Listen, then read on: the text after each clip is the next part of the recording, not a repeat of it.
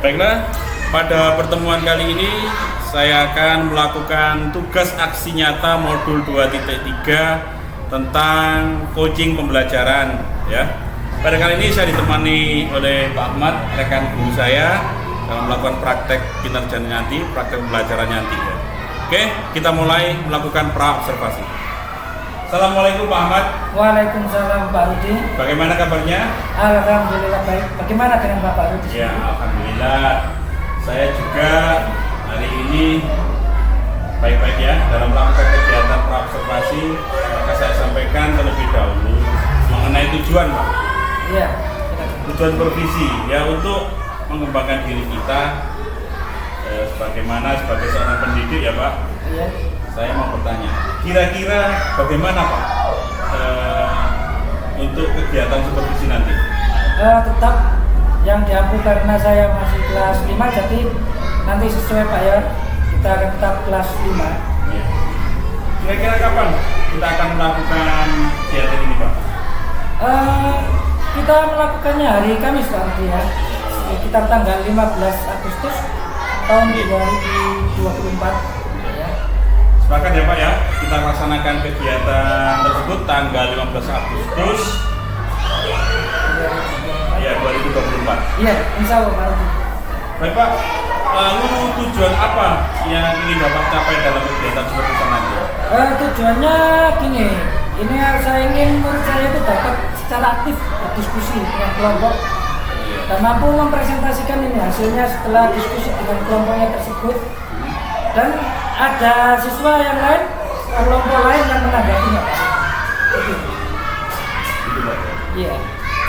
Nanti Bapak akan menggunakan strategi apa agar murid-murid Bapak nanti mampu berperan aktif dalam diskusi?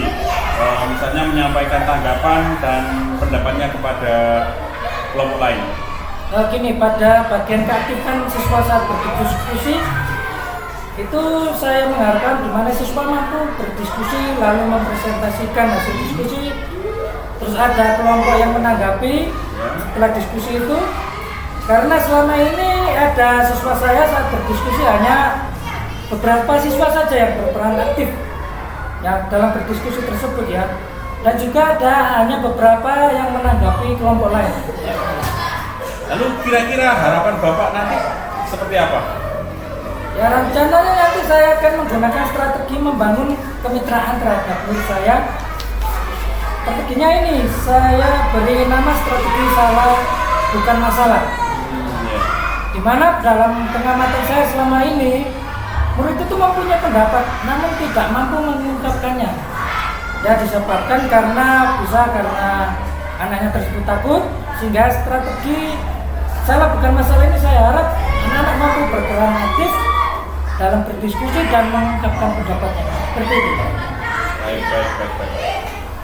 Dan saya kira cukup sekian Pak kegiatan pra-observasi kali ini ya. Semoga sesuai dengan harapan yang diinginkan. Ya, amin. Terima kasih. Terima kasih Pak atas waktunya dalam bimbing saya. Iya, terima kasih. Oke.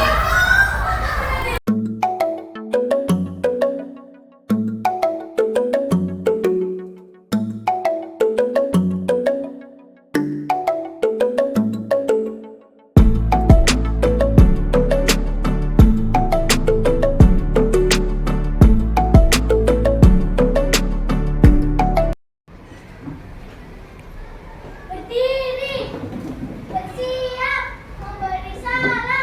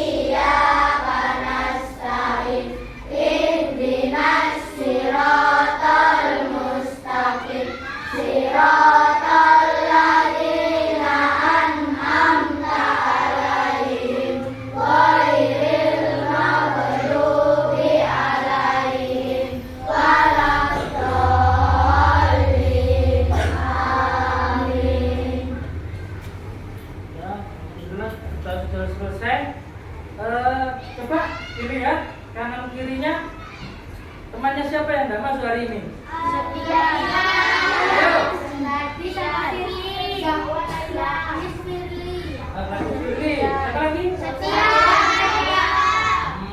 Kira-kira kemana ada? Terus? Ada yang sakit.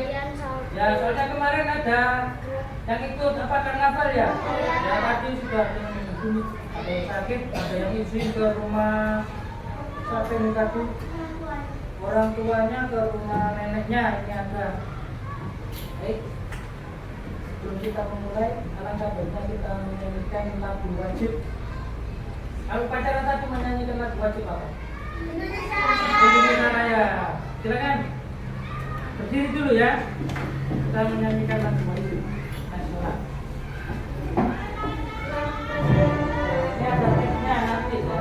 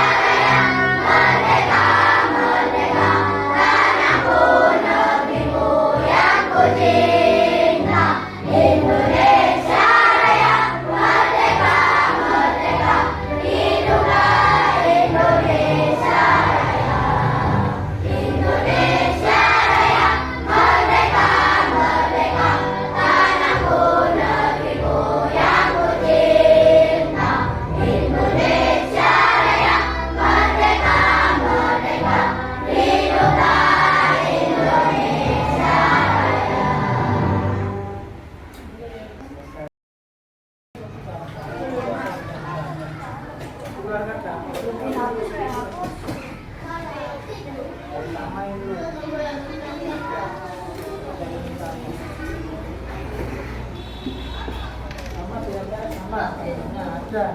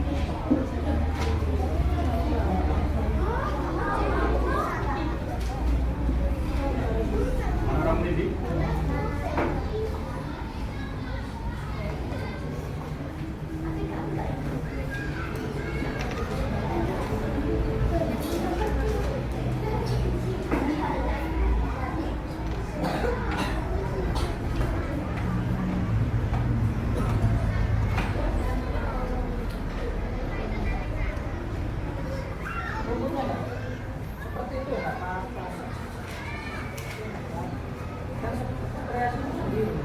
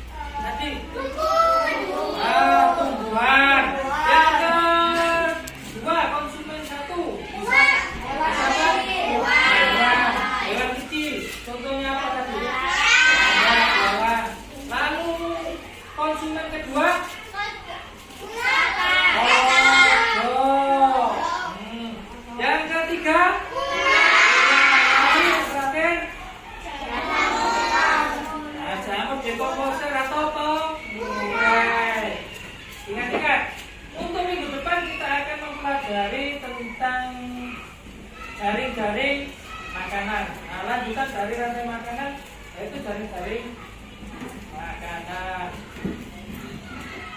Kita sebelum pulang, mari kita berdoa dulu. Silakan. Silakan.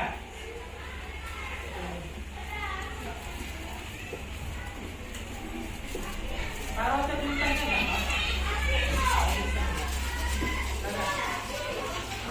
Berdoa, iya. Ini doa. Ayo. Kita doa dulu.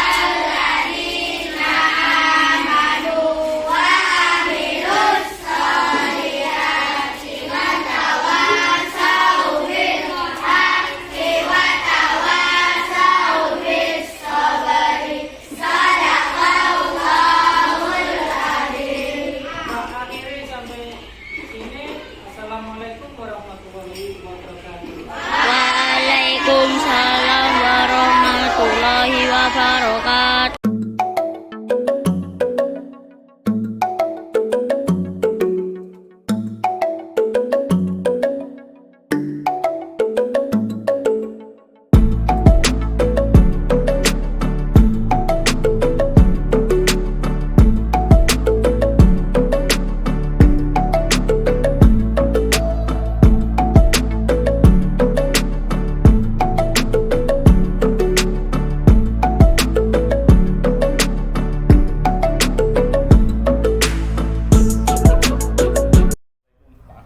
Waalaikumsalam Pak Rudi. Gimana kabarnya? Alhamdulillah baik-baik saja. Gimana Pak Rudi kabarnya hari ini? Ya, alhamdulillah. Pak Ahmad, kita setelah kemarin melakukan observasi, sekarang kita masuk ke pasca observasi ya Pak Ahmad ya. Iya. Menurut Bapak, proses pembelajaran yang sudah berjalan sesuai dengan apa yang direncanakan Bapak?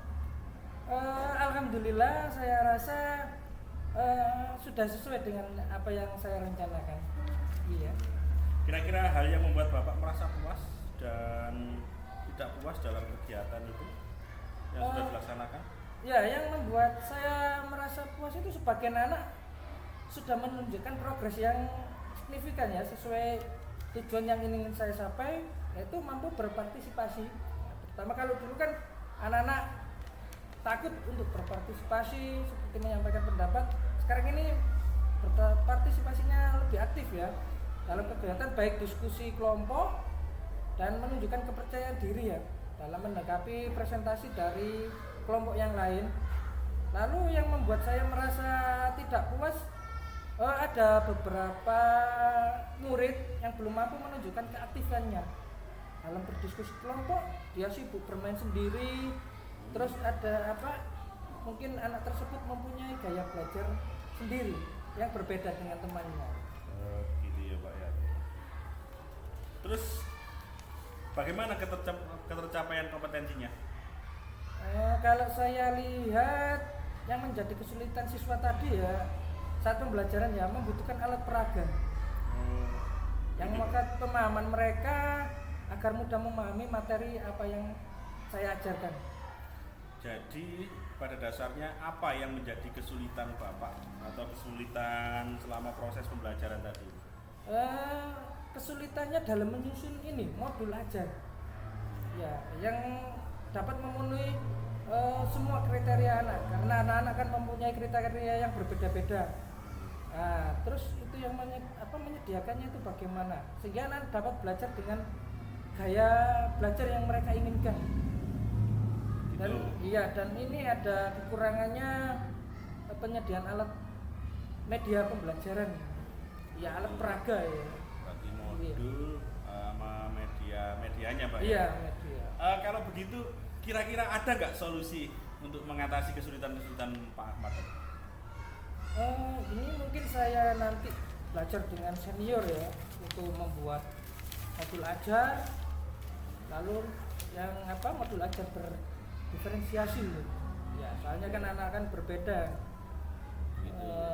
cara belajarnya, jadi nanti terus gaya belajarnya anak-anak kan juga berbeda, itu nanti saya juga belajar dari para senior. Iya.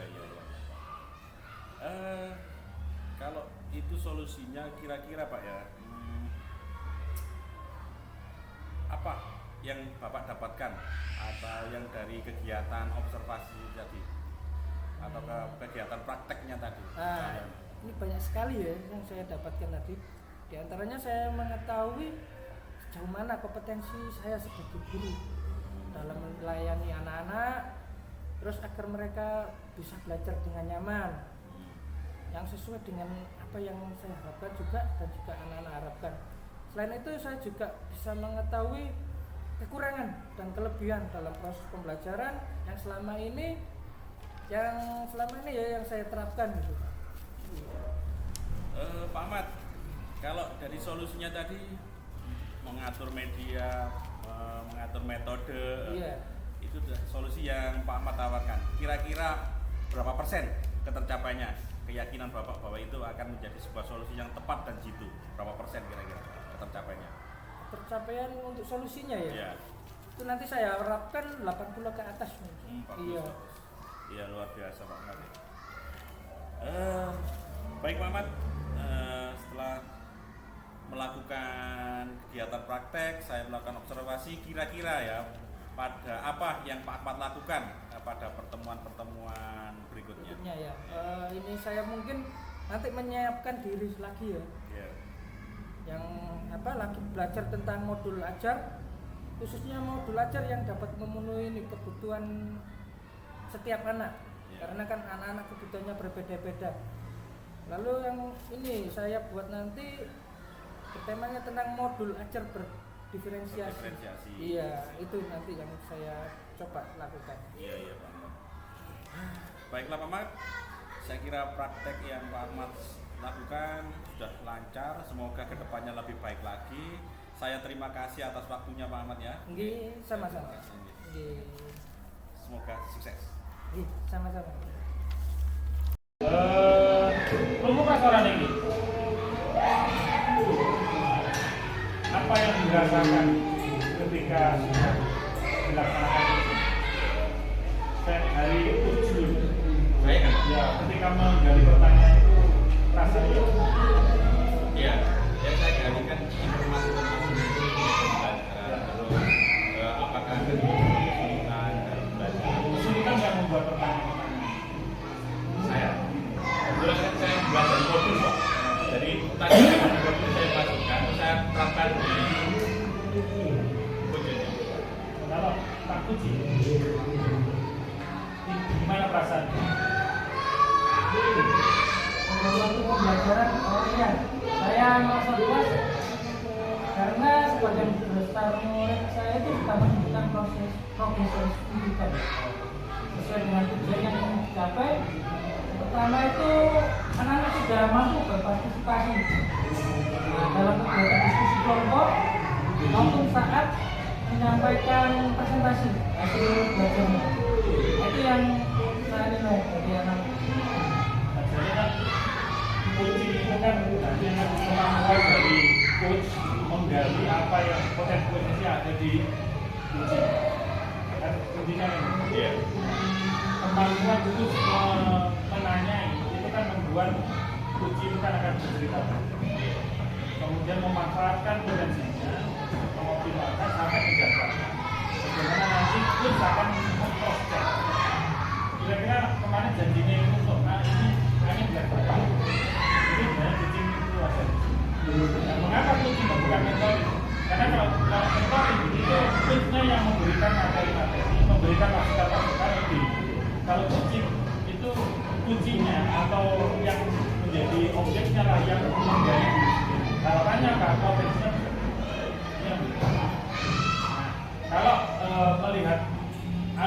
Tirta yang umumnya digunakan itu sebenarnya kan pertama itu kan menanyakan tujuan atau saya sampai training itu apa sih? Itu kan menanyakan tujuan. Kemudian apa saja yang sudah dilakukan, ini identifikasi, kemudian dari tahu yang saya punya bla bla bla bla bla ini potensi ini, kemudian dibuatlah rencana kira-kira dari potensi itu apa yang bisa dilakukan untuk rencana sampai terakhir nanti ketika sudah ada rencana aksi itu akan menanti kapan kira-kira ini bisa direalisasi.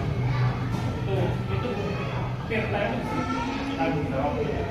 Nah nanti ini tidak bisa kucing itu sekali putaran tidak bisa, itu harus bersiklus juga. Setelah ada tanggung jawab kemudian nanti ada revisi. Apa sih? Ya kok sudah ada perbaikan gitu. Kalau boleh kemudian dicari potensi apa yang bisa dilakukan. Ulangi lagi dari yang tujuan. Kemudian identifikasikan. Kemudian baru bicara. Kalau kita dari kunci sudah menemukan telah menemukan sesuatu yang terbaik nanti tahu. Oke, ya. Contoh, guys.